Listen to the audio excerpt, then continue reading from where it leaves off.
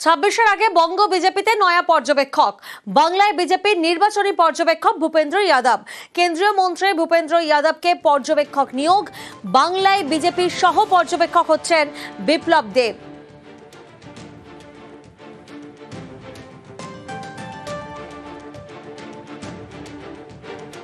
নজর রাখবো পুজোর মাঝেই নিয়োগ বিজ্ঞপ্তি।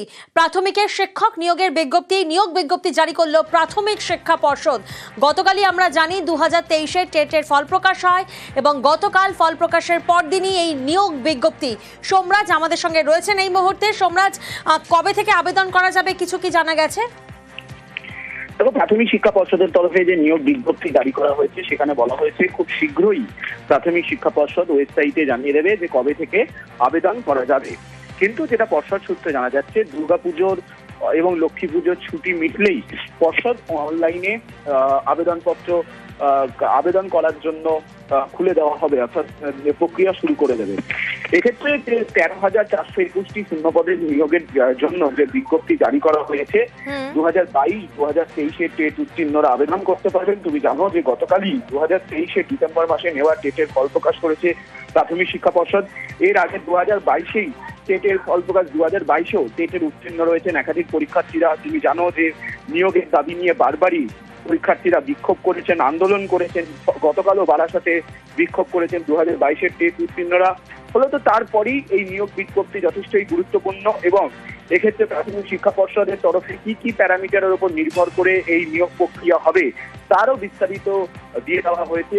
আগামীকালও এই বিজ্ঞপ্তি বিভিন্ন সংবাদপত্রে প্রকাশিত হবে এবং ইতিমধ্যে পর্ষদের ওয়েবসাইটে তা আপলোড করে দেওয়া হয়েছে এবং এই নিয়োগের জন্য কি বিধি হবে সেটিও ইতিমধ্যেই আপলোড করে দেওয়া হয়েছে প্রাথমিক শিক্ষা পর্ষদের তরফে। বেশ, গতকালই আমরা দেখেছিলাম নিয়োগের দাবিতে বিক্ষোভ হয়। গতকাল 2022-এর টেট উত্তীর্ণরা তারা বিক্ষোভ দেখান। শিক্ষামন্ত্রীর ঠিক অনুষ্ঠানের আগেই এভাবে বিক্ষোভ হয়, তুমুল ধস্তাধস্তি পুলিশের সঙ্গে। রাস্তায় বসে পড়ে বিক্ষোভ দেখান বিক্ষোভকারীরা এবং এই বিক্ষোভে আটকে পড়েন সাংসদ, বিধায়ক। আর বিক্ষোভের পরদিনই নিয়োগ বিজ্ঞপ্তি।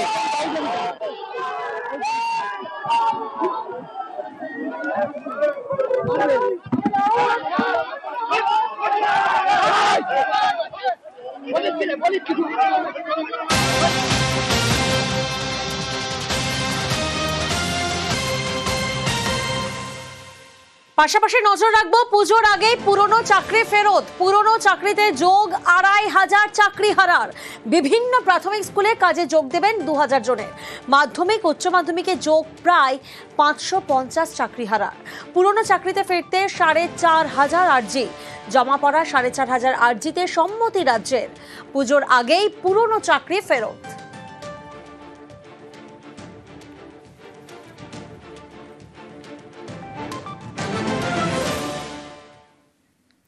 নজর রাখবো পরের খবরের দিকে। দলের সব শিক্ষক সংগঠন ভেঙে দিল তৃণমূল। রাজ্য জেলা স্তরে ওয়েব কুপার সংগঠন ভাঙা হলো। আবির প্রতিনিধি আমাদের সঙ্গে রয়েছেন।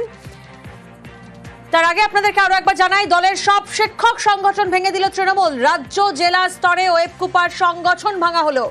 পুজোর পর নতুন কমিটি এবং পদাধিকারীদের নাম ঘোষণা করা হবে। আবির এই মুহূর্তে আমাদের সঙ্গে রয়েছেন। আবির, রাজ্য স্তর জেলা স্তরে ওয়েব কুপার সমস্ত সংগঠনই তাহলে ভাঙা হলো? একেবারে প্রাথমিক একেবারে ওয়েব কুপা প্রাথমিক যেগুলি রয়েছে তার সমস্ত কটা এবং উল্লেখ করে দেওয়া হয়েছে যে নতুন পদাধিকারী কারা হবেন রাজ্য স্তরে এবং জেলাগুলোতে তা পুজোর পরে ঘোষণা করা হবে। সাম্প্রতিক সময় বিভিন্ন সাংগঠনিক রদবদল হচ্ছিল, তো এই সাংগঠনিক রদবদলগুলোর ক্ষেত্রে কোন একটি শাখার এই ধরনের খোল নলচে বদল লক্ষ্য করতে পারা যায়নি। এই শিক্ষক সংগঠন বা অধ্যাপকদের সংগঠনের ক্ষেত্রে সেই সিদ্ধান্তই শাসক দল তৃণমূল কংগ্রেস দিল এবং সেই কারণে সম্পূর্ণ সংগঠন যেটি ছিল তাকে আপাতত পুরোপুরিভাবে অবলুপ্ত করা হলো এবং নতুন সাংগঠনিক যে বিষয় সেগুলিকে ঘোষণা করে দেওয়া হবে। মনে করা হচ্ছে যে বেশ কতগুলি সিদ্ধান্ত গ্রহণ করার ক্ষেত্রে বা বেশ কতগুলি ক্ষেত্রে কতগুলি অভিযোগ এসেছিল, তারই প্রেক্ষিতে একেবারে নতুন কোন সংগঠনের দায়িত্বপ্রাপ্ত নেতাদেরকে নিয়ে এগোতে চায় তারা, সেই কারণে এই সিদ্ধান্ত। বেশ, প্রতি বছরের মতো এবারও চেতলার বৃদ্ধাশ্রমে মুখ্যমন্ত্রী। নবনীরে পুজোর উদ্বোধন করলেন মুখ্যমন্ত্রী মমতা বন্দ্যোপাধ্যায়। সময় কাটালেন বৃদ্ধাশ্রমের আবাসিকদের সঙ্গে। মুখ্যমন্ত্রীর লেখা গান গেয়ে শোনালেন আবাসিকরা। গানে, কবিতায়, আড্ডায় পুজো শুরু নবনীরে। আবাসিকদের মন খারাপ না করে সব সময় হাসি খুশি থাকার পরামর্শ দিলেন মুখ্যমন্ত্রী।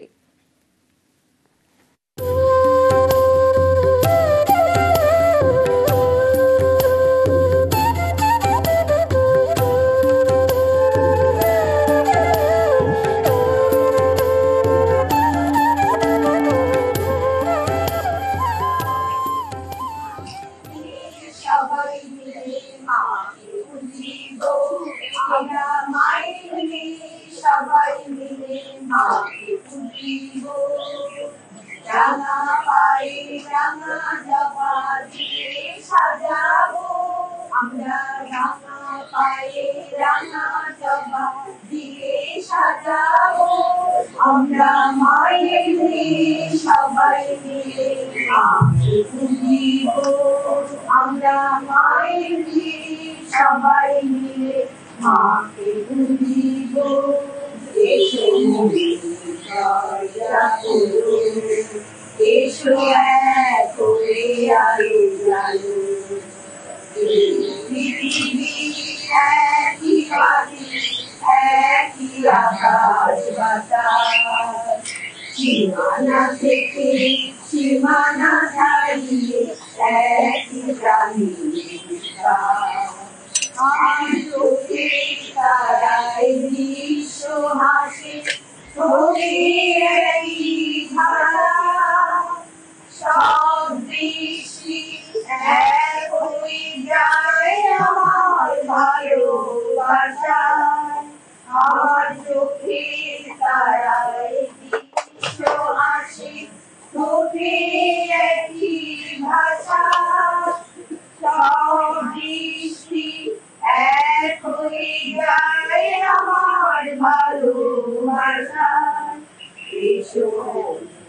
দরজা খোলো এসো এক হয়ে আলো জ্বালো এসো মনের দরজা খোলো এসো এক হয়ে আলো জ্বালো মাকে যত্ন করার জিনিস যাকে আগলে রাখতে হয়, যত্ন করতে হয়, সম্মান করতে হয়, এটুকু রাখি আমরা চাই। ভালো থাকবেন, সুস্থ থাকবেন। অনেকক্ষণ সময় নিয়েছি আপনাদের, সবাইকে অনেক প্রণাম জানাই।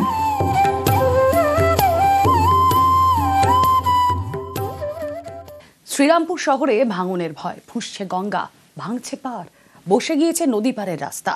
স্থানীয়দের মধ্যে ভাঙনের ভয়।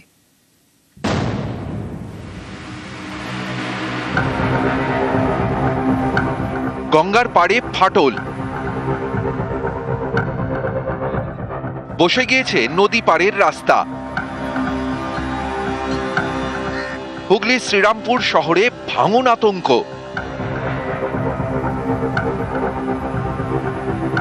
এই গঙ্গা ভাঙনে আমরা বিরাট আতঙ্কে আছি।